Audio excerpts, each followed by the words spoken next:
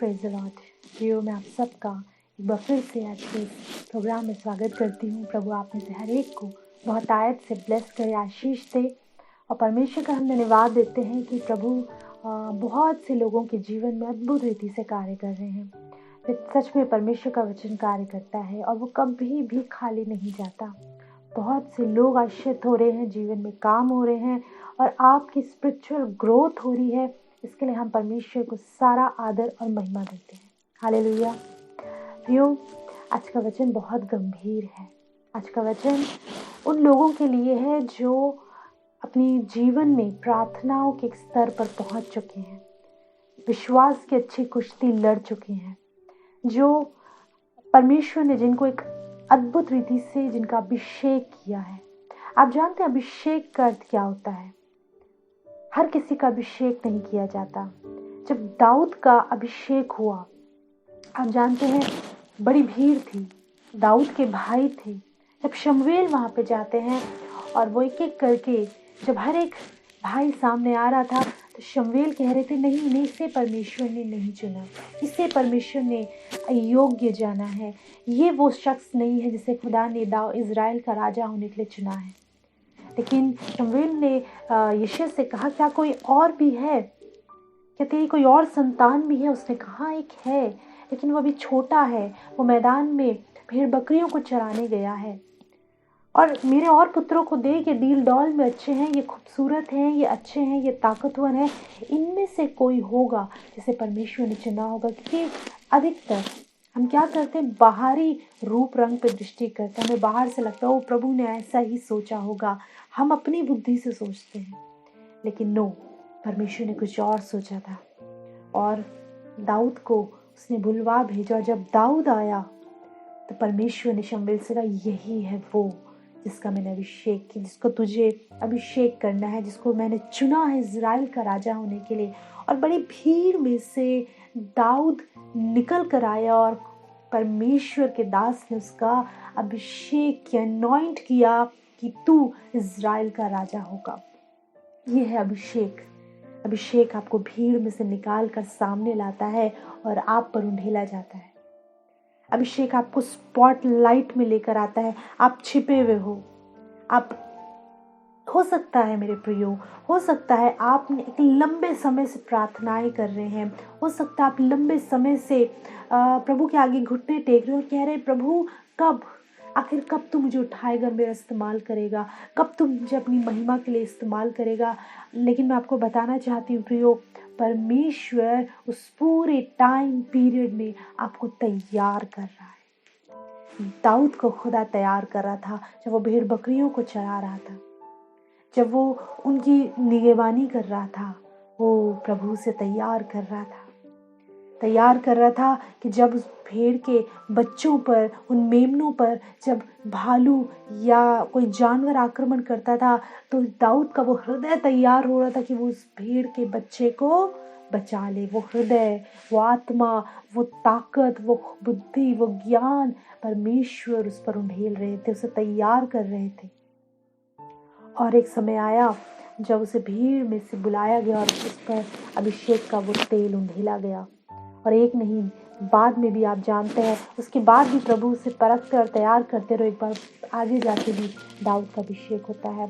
हो सकता है कि इन दिनों प्रभु आपको तैयार कर रहे हो सकता है कि इन दिनों परमेश्वर आप पर मेहनत कर रहे हो, आप पे कार्य कर रहे हो। और एक समय आएगा प्रियो, जब भीड़ में से निकाल कर आपका अभिषेक किया जाएगा। लेकिन आप में से कुछ लोग ऐसे भी हो सकते हैं जिनका अभिषेक किया जा चुका है, जिन पर उनकी कॉल प्रकट हो चुकी है, जिनको प्रभु बता चुके हैं अब तुम्हें क्या करना है, अब तुम्हें किस तरीके से जीवन को जीना है और मैं तुम्हें किस अपनी महिमा के लिए कैसे इस्तेमाल करूंगा, ये उन पर प्रकट हो चुका है। हो सकता है आप में से बहुत से लोग ऐसे हों जो मुझे सुन रहे हो और उन पर परमेश्वर के आत्मा ने इस बात को रिवील कर दिया हो। आप हो सकता है आप जॉब ही करते हो, लेकिन खुदा ने वहाँ पर आपको रखा है कि वहाँ आपके द्वारा जीवन बचाया जाए, आपके द्वारा परमेश्वर अपने राज्य को फैलाए, आपके द्वारा परमेश्वर कार्य करे। आपकी कॉल, आपकी बुलाहट, आपका अभिषेक किया जा चुका है। हो सकता है आप गृहिणी हो, आप घर गृहस्थी संभालती हो, लेकिन परमेश्वर ने वहाँ उस स्थान पर, उस घर में आपको रखा है। कई बार स्त्रियां कहती हैं कि सिस्टर, शादी से पहले हमारी प्रार्थनाओं का जीवन अच्छा था, हम प्रभु के भय में रहते थे, बहुत सी चीज़ों को हम कर पाते थे, लेकिन अब नहीं कर पाते। लेकिन नहीं, खुदा से आप प्यार करते हो, खुदा आपसे प्यार करता है, आपको ऐसे एक स्थान पर रखा है जहाँ वो आपको अपनी महिमा के लिए इस्तेमाल करेंगे। आपके द्वारा आपके पति, आपका परिवार बचाया जाएगा। आपको खुदा ने, आपकी बुलाहट है या आपकी कॉल है, उसे पूरा कीजिए। ऐसे ही जैसे मैंने बोला कि दाऊद का अभिषेक हुआ था और परमेश्वर ने उसे क्यों चुना था? इज़राइल का राजा होने के लिए। परमेश्वर ने चुना था मेरी कौम इज़राइल पर वो राज्य करे, क्योंकि खुदा ने देखा ये मेरे मन के मुताबिक है। जैसे प्रभु को चाहिए था वो वैसा था। उस दाऊद के भीतर सबसे खूबसूरत बात जानते हैं क्या थी? वो हृदय जो परमेश्वर का सा मन, परमेश्वर का सा स्वभाव उसके भीतर था। वो अपनी भेड़ों की जिस प्रकार चिंता किया करता था, वो जिस प्रकार उनसे प्रेम करता था, ऐसे ही परमेश्वर आपसे प्रेम करते हैं। ऐसे परमेश्वर आपको दुष्ट के पंजों में नहीं जाने देने चाहते। ऐसे परमेश्वर आपके लिए लड़ते हैं, आपको बचाते हैं, और वो सारी क्वालिटीज दाऊद के भीतर थी, इसलिए परमेश्वर ने उसका अभिषेक किया। और आप जानते हैं किस प्रकार, किस रीति से प्रभु से बढ़ाते गए। वो अभिषिक्त व्यक्ति है, युद्धों को जीत रहा है। परमेश्वर ने इज़राइल के ऊपर से राजा ठहरा दिया है, युद्धों को जीत रहा है। बहुत से राज्य उसके अंडर में हो गए।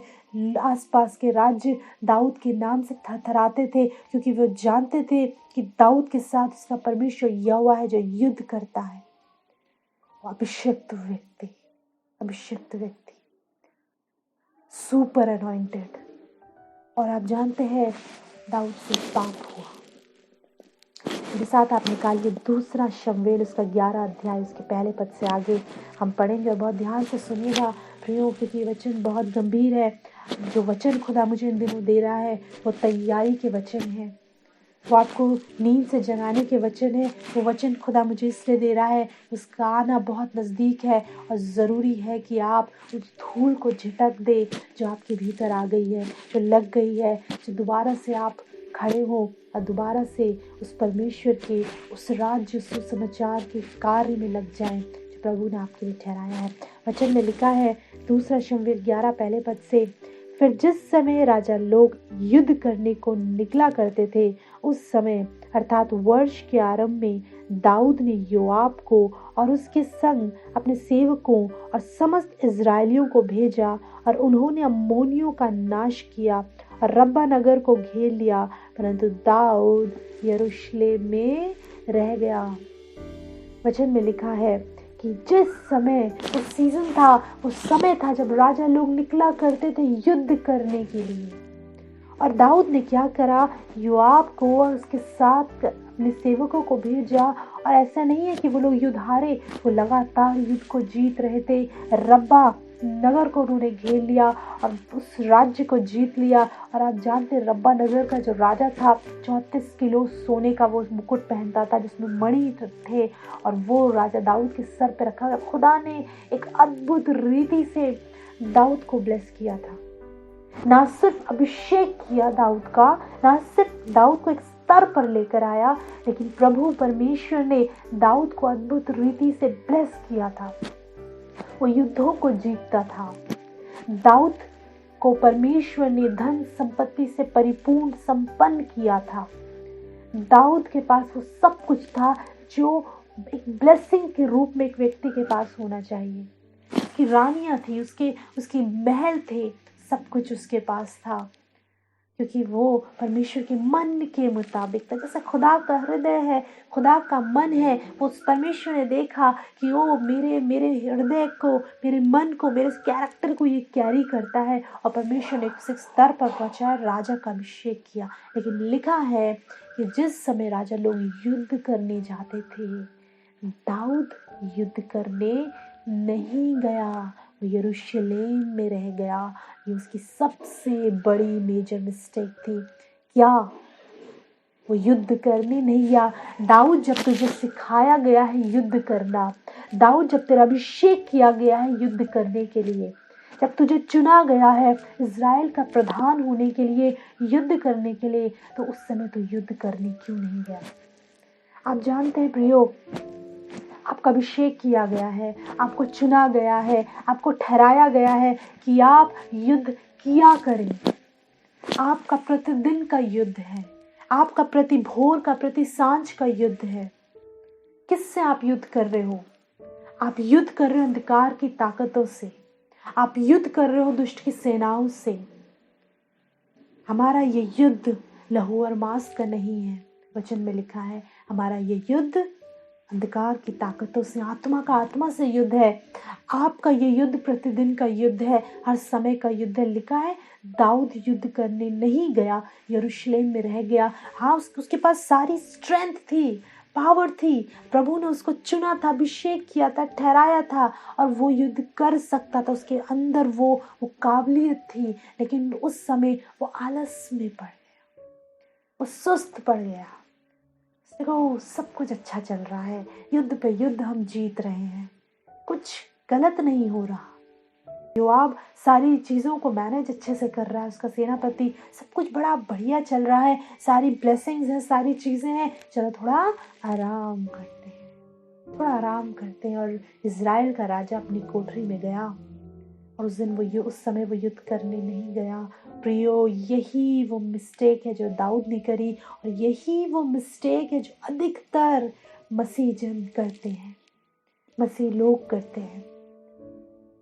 वो आलस्य में पड़ जाते हैं। आप जानते हैं युद्ध कैसे लड़ा जाता है? युद्ध प्रार्थनाओं के जीवन में लड़ा जाता है, युद्ध घुटनों पर लड़ा जाता है, युद्ध प्रार्थना के द्वारा उन ताकतों से युद्ध किया जाता है। जब आप प्रार्थना में होते हो, जब आप घुटनों पर होते हो, जब आप परमेश्वर के साथ संबंध में होते हो, आप युद्ध कर रहे होते हो नेगेटिव पावर्स से, और परमेश्वर का बाड़ा आपके घर, आपके जीवन के चारों ओर बन जाता है और दुष्ट उस पर सेंध नहीं लगा सकता, दुष्ट उसमें सेंध नहीं लगा सकता। वचन में एक स्थान पे लिखा है कि जब तक कोई किसी बलवान मनुष्य को बांध न ले, वो उसके घर पे लूटपाट नहीं कर सकता, चोर उस घर पे आक्रमण नहीं कर सकते। डाकू चोर क्या करेंगे? पहले उस घर के सबसे बलवंत व्यक्ति को बांधेंगे और उसके बाद उस घर में लूटपाट करेंगे, क्योंकि वो जानते कि जब तक ये बलवंत व्यक्ति इस घर में मौजूद है, हम इस घर में कुछ भी नहीं कर सकते। ऐसे ही दुष्ट क्या करता है?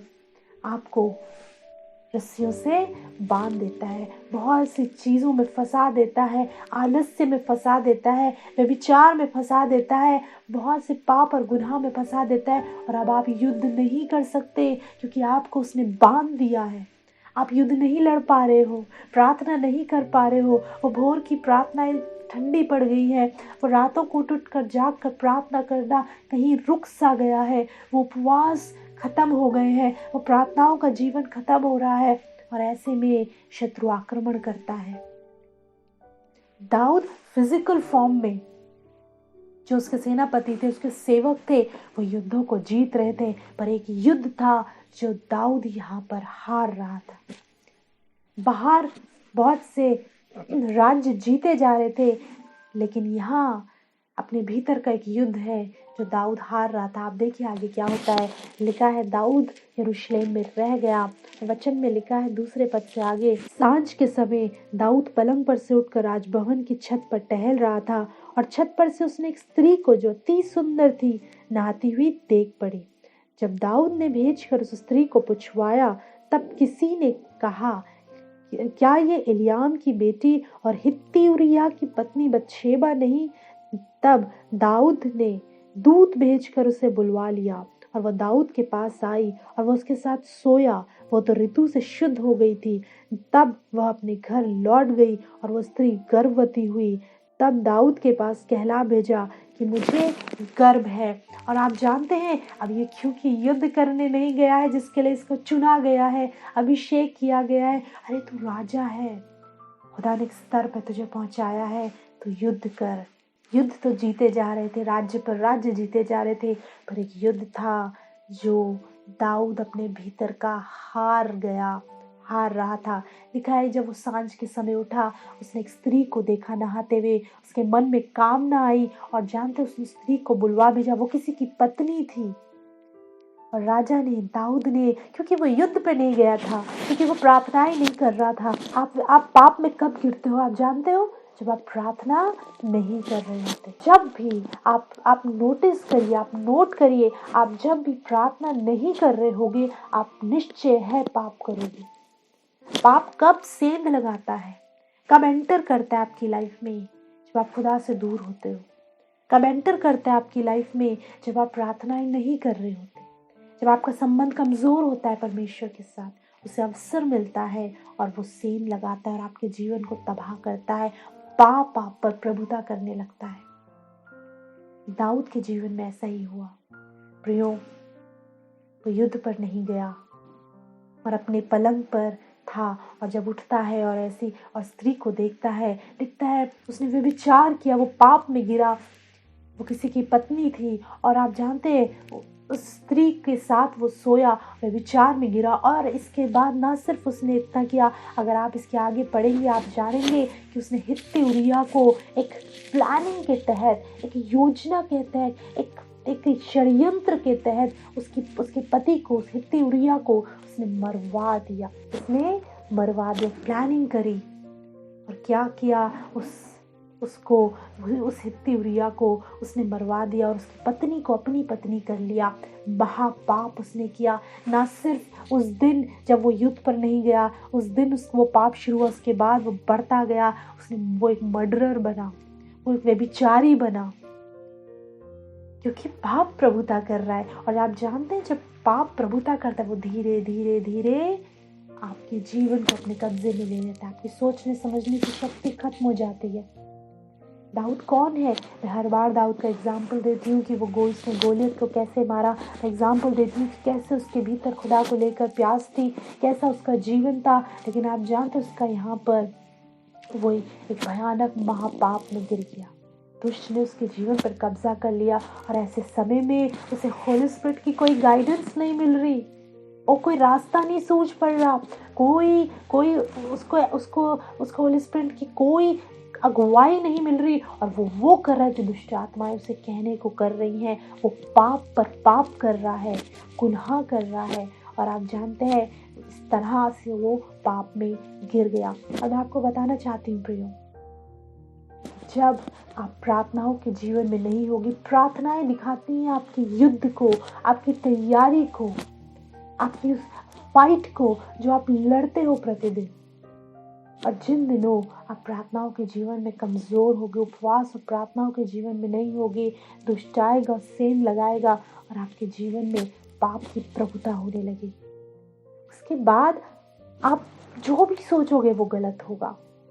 मैंने एक बार इस बात को शेयर किया था कि यदि आप परमेश्वर से दूर हो, यदि आप प्रार्थनाओं के जीवन में नहीं हो, उस समय ध्यान से सुनिएगा। उस समय जो भी विचार आपको आ रहे हैं, आप जो भी डिसीजन ले रहे हो, सब कुछ गलत है। आपका ब्रेन, आपका मस्तिष्क एक डस्टबिन की मानंद है जिसमें मात्र कूड़ा भरा है। क्यों? क्योंकि उस समय आप खुदा की उपस्थिति में नहीं हो, वो पवित्र आत्मा की गाइडेंस में नहीं हो, आपको स्वर्ग से कोई काउंसलिंग नहीं मिल रही, स्वर्गदूत आपकी सहायता नहीं कर रहे। यानी कि कोई और है जो आपको लीड कर रहा है, कोई और है जो आपको गाइड कर रहा है और आप उसकी सुन रहे हो। आपको पता भी नहीं चलेगा कि आप कब वो गलत काम, वो चीज़ें करते चले जाओगे और आप जानते हैं होली काउंसलिंग आपको नहीं मिल पाएगी।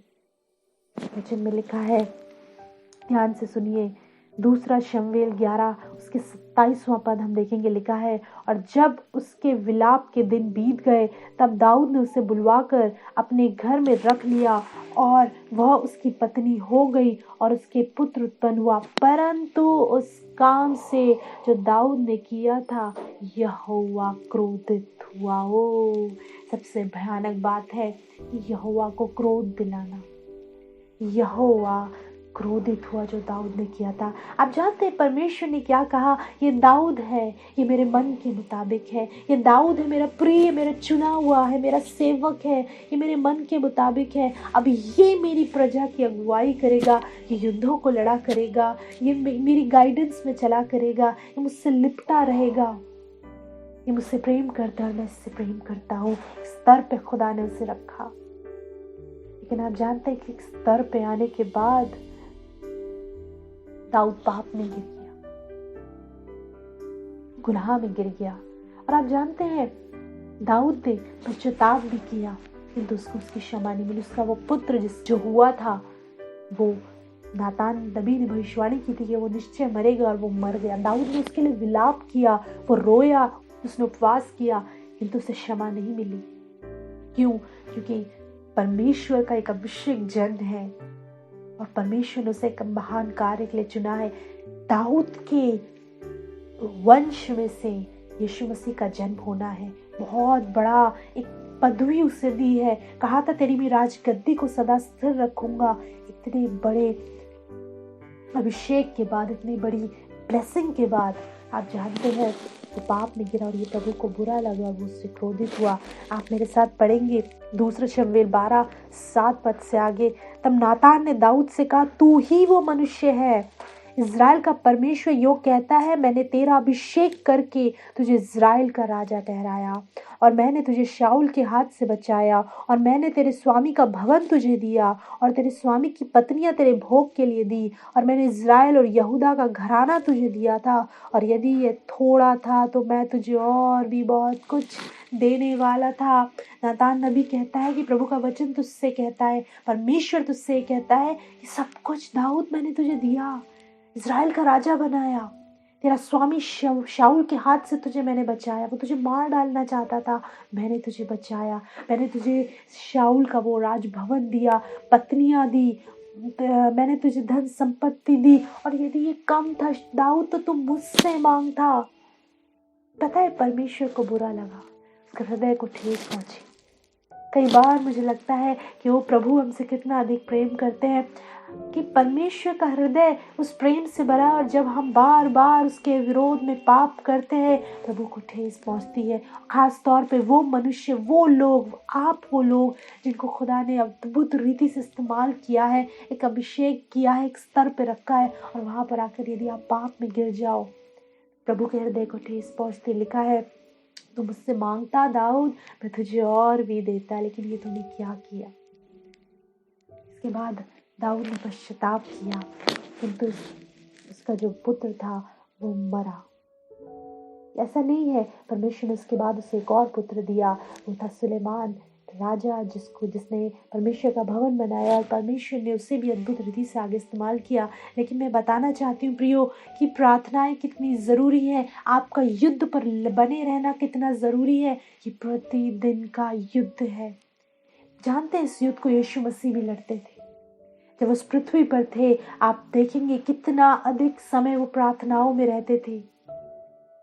उनकी एकांत की प्रार्थनाएं, उनकी रातों की उठ कर जो वो प्रार्थनाएं करते थे, वो रात को जंगलों में, पहाड़ों पे चले जाते थे और प्रार्थना करते थे। उनका समय, जितने भी वर्ष वो इस पृथ्वी पर रहे, उस जितने भी वर्ष उन्होंने सेवकाई करी, वो प्रार्थनाओं में बने रहे। उन्हें मालूम था मुझे ये युद्ध हर दिन लड़ना ही होगा, बिकॉज आप शरीर में हो। शरीर, जब आप प्रार्थनाओं में नहीं हो, आपका शरीर हावी होगा और आप पाप करोगे, निश्चय पाप करोगे। युद्ध पे बने रहना जरूरी है प्रियो।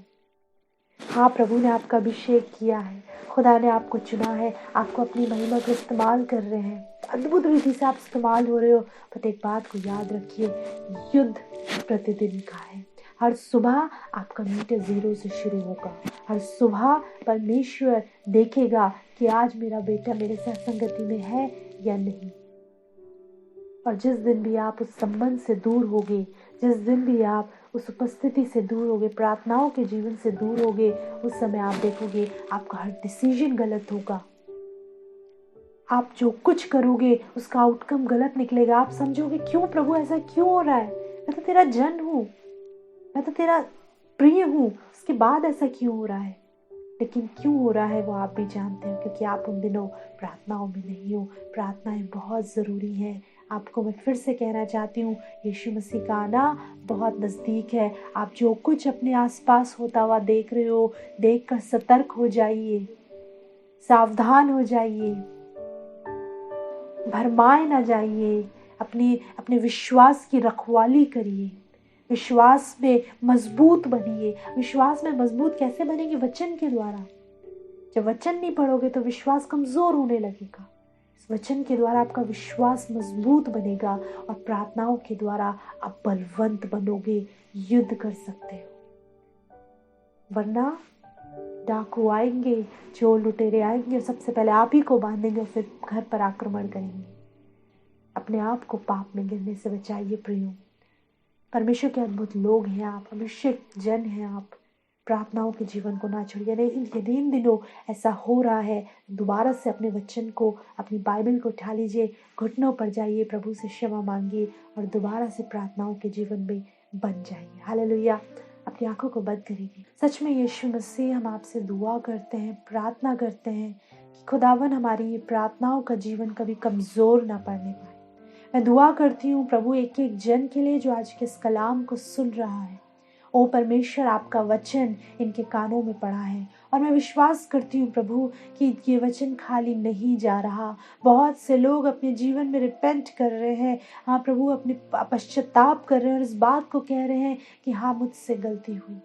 ओ प्रभु, दोबारा से इन्हें उठा कर खड़ा करे, क्योंकि आपका वचन कहता है मेरा धर्मी जन चाहे 7 बार भी गिरे, मैं उसे उठा कर खड़ा करूँगा। ओ प्रभु, आप अपने बेटे को, अपनी बेटी को उठाकर खड़ा करें और दोबारा से मजबूत करें, इनके पैरों को दृढ़ करें खुदावन। ओ परमेश्वर, हम प्रार्थना करते हैं कि खुदा ये प्रार्थनाओं के जीवन में मजबूत हो, इनको होली गाइडेंस मिले, काउंसलिंग मिले पवित्र आत्मा की ओर से, ताकि इनके फैसले, इनके जो भी अपने जीवन को लेकर, अपने परिवार के लोगों के जीवन को लेकर फैसले करते हैं, उसमें आपकी अगुवाई हो, आपका सहायता इन्हें प्राप्त होने वाली हो सके। इनके प्रभु टूटे हुए घरों के लिए दुआएं करते हैं पिता, कि इनके टूटे हुए घरों में को दोबारा से जोड़ दे, रिश्तों को सुधारे प्रभु, इनके मन मुटावों को दूर करें मेरे परमेश्वर। प्रार्थना करते हैं यदि कोई दुर्बलता और कमजोरी में है प्रभु, अपने हाथ को बढ़ाइए और उन्हें छू लीजिए। यदि कोई आंसुओं को बहाता है, उसके आंसुओं को पोंछ डालिए। यदि कोई कर्ज में है, उसके कर्ज को दूर कर दीजिए। ओ प्रभु, यदि कोई किसी केस में फंसा है, आप अनुग्रह करके उससे उसे आज़ाद निकाल करिए खुदा। हर बंधन को तोड़ दीजिए मेरे परमेश्वर। मैं विश्वास करती हूँ कि आपने हमारी प्रार्थना को सुना है और ये प्रार्थना हम यीशु मसीह के नाम में अपने स्वर्गीय पिता से मांग लेते हैं। आमीन। Praise the Lord. हालेलुया। प्रभु बहुत ब्लेस करे आपको आज के इस वचन के द्वारा और मैं विश्वास करती हूँ कि बहुत से लोगों ने आज आशीष पाई है। आप अपने अनुभव को, आपने जो इस वचन से सीखा, कि आपका कोई क्वेश्चन है या आप अपने लिए दुआ कराना चाहते हैं, प्रार्थना कराना चाहते हैं, आपकी प्रेयर रिक्वेस्ट है, तो आप कॉन्टैक्ट डिटेल है, आप हमें कॉल कर सकते हैं और हमारे प्रेयर वॉरियर्स आपके लिए दुआ करेंगे। और प्रियो, हमारा प्रोग्राम एवरी सैटरडे और मंडे दोपहर 12 बजे आता है। आप ज़रूर से देखिए, अपने लोगों के साथ देखिए, ताकि आप परमेश्वर के वचन में और आगे बढ़ते जाएं। ये एपिसोड यूट्यूब पर भी अवेलेबल है।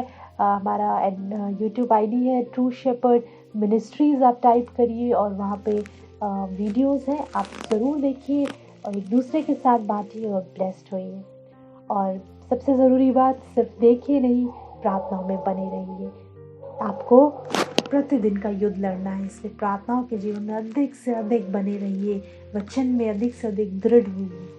यदि परमेश्वर के राज्य के लिए आप कुछ बोलना चाहते हैं, स्क्रीन पे स्कैन कोड है, आपके हृदय में जो भी परमेश्वर अगुवाई करे आप बोल सकते हैं और हम सब आपके लिए प्रार्थना करेंगे। तो अगले सप्ताह आपसे दोबारा मुलाकात करते हैं। तब तक प्रभु यीशु मसीह में आप सभी को बाय।